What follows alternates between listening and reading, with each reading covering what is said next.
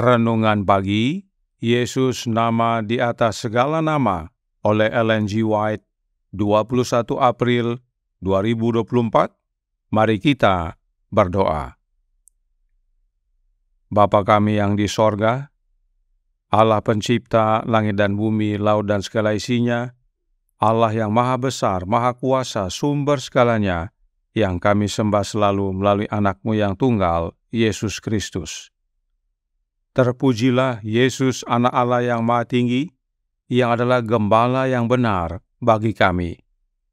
Pada pagi hari ini kami bersyukur boleh bangun dan berbakti, dan sebagaimana membaca dan mendengarkan nasihat firman-Mu, kiranya ini menjadi pembaharuan bagi kami semua agar meneladani kehidupan Sang Gembala yang benar. Beserta kami sepanjang perbaktian ini, kehendak-Mu yang jadi. Ampun kami akan dosa dan salah, karena kami berdoa hanya dalam nama Anak Allah yang tunggal, Yesus Kristus, yang adalah Tuhan dan Juru Selamat kami. Amin. Renungan hari ini, tanggal 21 April 2024, berjudul Gembala yang Benar. Ayat inti terdapat dalam Yohanes 10 ayat 11 yang berbunyi, Akulah gembala yang baik. Gembala yang baik memberikan nyawanya bagi domba-dombanya. Ada pekerjaan yang harus dilakukan bagi orang-orang kaya untuk menyadarkan mereka akan hubungan mereka dengan umat manusia dan kewajiban tanggung jawab mereka kepada Allah. Mereka harus sadar akan kenyataan bahwa mereka harus memberikan pertanggungjawaban kepada Dia yang akan menghakimi orang hidup dan orang mati pada saat kedatangannya dan kerajaannya. Mereka yang kaya diberi tanggung jawab untuk bekerja demi orang lain dalam kasih dan takut akan Allah. Namun, banyak orang kaya yang percaya pada kekayaan mereka dan tidak menyadari bahaya yang mereka hadapi. Allah mempunyai sesuatu yang bisa diberikan kepada mereka yang jauh lebih berharga daripada emas atau perak atau permata berharga. Jiwa perlu tertarik pada hal-hal yang bernilai abadi. Mereka perlu memahami nilai kebaikan sejati. Yesus berkata kepada mereka, "Marilah kepadaku semua yang letih lesu dan berbeban berat, dan aku akan memberi kelegaan kepadamu." Dia meminta mereka menukarkan kuk buatan mereka sendiri dengan kuknya yang ringan dan dengan bebannya yang ringan. Dia berkata, "Belajarlah padaku, karena aku lemah lembut dan rendah hati, dan jiwamu akan mendapat ketenangan." Dia berseru, "Barang siapa haus, baiklah ia datang kepadaku dan minum. Barang siapa datang kepadaku, ia tidak akan kubuang." Mereka yang mau mendengarkan suara Kristus akan mengenali suara kebaikan yang mulia, suara gembala yang benar. Oh, semoga orang-orang kaya dapat merasakan tanggung jawab mereka untuk menjadi penatalayan yang setia atas sarana yang telah dipercayakan Allah kepada mereka. Oh, semoga mereka mengerti bahwa mereka harus menjadi agen Allah jika mereka ingin mendapat persetujuannya. Oh, semoga saja mereka mengetahui bahwa mereka sedang berdiri di atas tanah yang kudus dan dapat menjadi pekerja-pekerja terkemuka, terlibat bersama Kristus dalam pekerjaan besar untuk mengangkat orang-orang yang telah diselamatkan oleh kematian Kristus.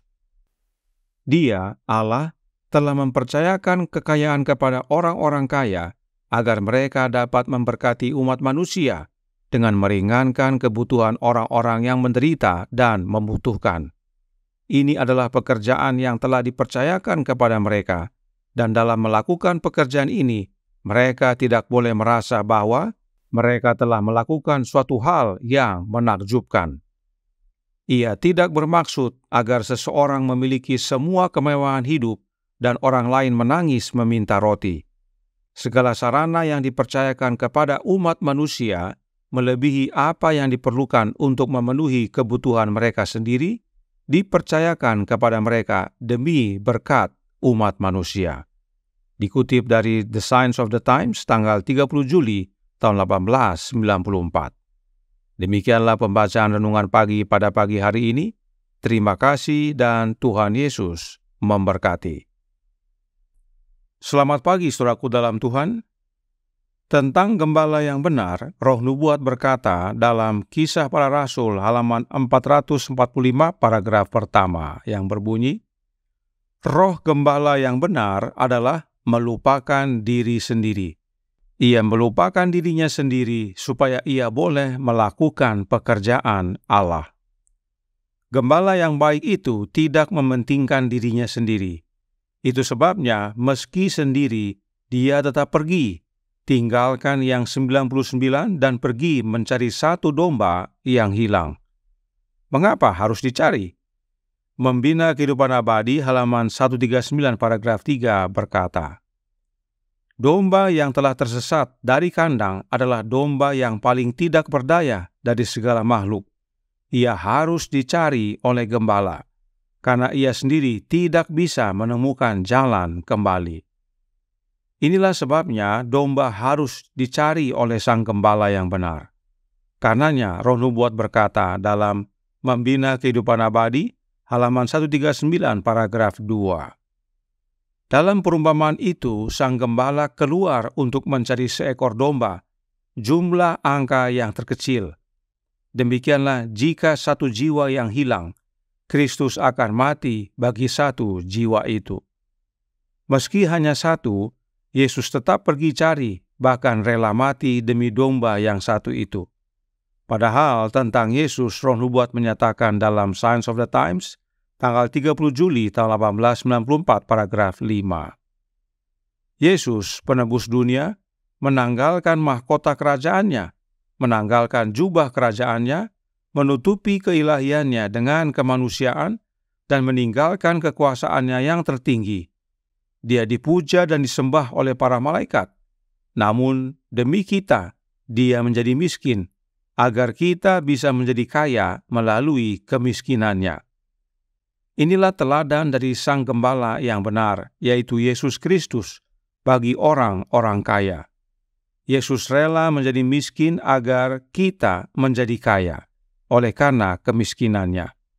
Karenanya renungan hari ini berkata dalam Jesus Name Above All Names, halaman 121 paragraf 3. Mereka yang mau mendengarkan suara Kristus akan mengenali suara kebaikan yang mulia, suara gembala yang benar. Oh, semoga orang-orang kaya dapat merasakan tanggung jawab mereka untuk menjadi penatalayan yang setia atas sarana yang telah dipercayakan Allah kepada mereka. Allah telah mempercayakan kekayaan kepada orang-orang kaya agar mereka dapat memberkati umat manusia dengan meringankan kebutuhan orang-orang yang menderita dan membutuhkan. Yesus Sang Gembala yang benar memanggil orang-orang kaya agar melupakan diri dan rela berkorban demi keselamatan orang lain. Sebab demikianlah teladan gembala yang benar bagi kita. Sekarang, bagaimana caranya untuk dapat menghidupkan kehidupan Yesus yang penuh penyangkalan diri tersebut? Signs of the Times tanggal 30 Juli tahun 1894 paragraf 9 melanjutkan. Kita harus bertindak berdasarkan prinsip memiliki kepercayaan yang teguh dan kekal kepada Kristus. Jika Kristus terbentuk di dalam diri kita, pengharapan akan kemuliaan, maka hal itu akan terwujud dalam perkembangan karakter dan tindakan kita, karena akan tampak keserupaan dengan Kristus dalam hidup kita. Kita akan menyatakan Bapa dan Anak kepada dunia. Inilah rahasianya untuk dapat hidup sebagaimana Kristus hidup. Kita harus memiliki Sang Gembala yang benar terbentuk di dalam kita. Maka kehidupan penyangkalan diri, kehidupan yang tidak mementingkan diri, kehidupan yang rela berkorban demi keselamatan jiwa-jiwa, kehidupan yang menuruti akan kehendak Bapa menjadi bagian kita. Orang-orang kaya akan menggunakan harta yang dipercayakan oleh Allah kepada mereka untuk kemajuan pekerjaan Tuhan di dunia ini. Karenanya Roh Nubuat berkata dalam The Review and Herald tanggal 4 Januari tahun 1898 paragraf 8. Tuhan telah menganugerahi manusia dengan kemampuan, kekuasaan, dan pengaruh. Dia telah mempercayakan uangnya kepadanya. Namun karunia-karunia ini tidak boleh dibelanjakan secara boros untuk kepuasan diri sendiri. Kepada setiap orang Dia telah memberikan pekerjaannya. Manusia harus menjadi rekan kerja Allah dalam penebusan besar. Uang yang dipercayakan Allah kepada manusia harus digunakan untuk memberkati umat manusia, untuk meringankan kebutuhan orang-orang yang menderita dan membutuhkan. Bahkan renungan hari ini berkata, mereka yang kaya diberi tanggung jawab untuk bekerja demi orang lain dalam kasih dan takut akan Allah. Saudaraku dalam Tuhan, Allah tidak meminta kita untuk menyerahkan nyawa kita untuk keselamatan orang lain. Oh tidak, hal itu sudah dilakukan oleh Anak-Nya. Yang Allah minta dari kita adalah menjadi penatalayan yang baik. Harta yang Allah percayakan kepada kita semua agar digunakan bukan untuk kepuasan diri sendiri, namun untuk mendukung pekerjaan Tuhan di dunia ini. Karenanya, dengarlah suara gembala yang benar memanggil kita semua untuk hidup sebagaimana Dia hidup. Tuhan memberkati, saya bawa dalam nama Yesus. Amin. Mari kita berdoa. Bapa kami yang di sorga, Allah pencipta langit dan bumi, laut dan segala isinya, Allah yang maha besar, maha kuasa, sumber segalanya, yang kami sembah selalu melalui Anak-Mu yang tunggal, Yesus Kristus. Terima kasih atas nasihat yang menguatkan pada pagi hari ini, bahwa Yesus Sang Gembala yang benar, rela tinggalkan tahtanya di sorga, mahkotanya, jubah kebesarannya, bahkan menutupi akan keilahiannya dengan kemanusiaan, untuk datang ke dunia ini, agar dapat mencari domba-domba yang hilang. Dan meskipun hanya satu, Dia tetap rela mengorbankan nyawanya. Karenanya, tolong kami ya Bapa, suruhlah roh Anak-Mu ke dalam hati kami, dan biarlah hati kami semua terbuka untuk menerima Kristus dalam hati. Sebab itulah wujud terbentuknya Kristus dalam hidup ini, yang adalah pengharapan akan kemuliaan, sehingga masing-masing kami boleh meneladani akan kehidupan Kristus yang tidak mementingkan diri, yang rela berkorban dan menuruti akan kehendak Bapa demi keselamatan jiwa-jiwa. Sehingga saat Yesus datang kedua kali, semakin banyak jiwa yang boleh diselamatkan. Beserta kami sepanjang hari ini kehendak-Mu yang jadi, ampun kami akan dosa dan salah, karena kami berdoa hanya dalam nama Anak Allah yang tunggal, Yesus Kristus, yang adalah Tuhan dan Juru Selamat kami. Amin.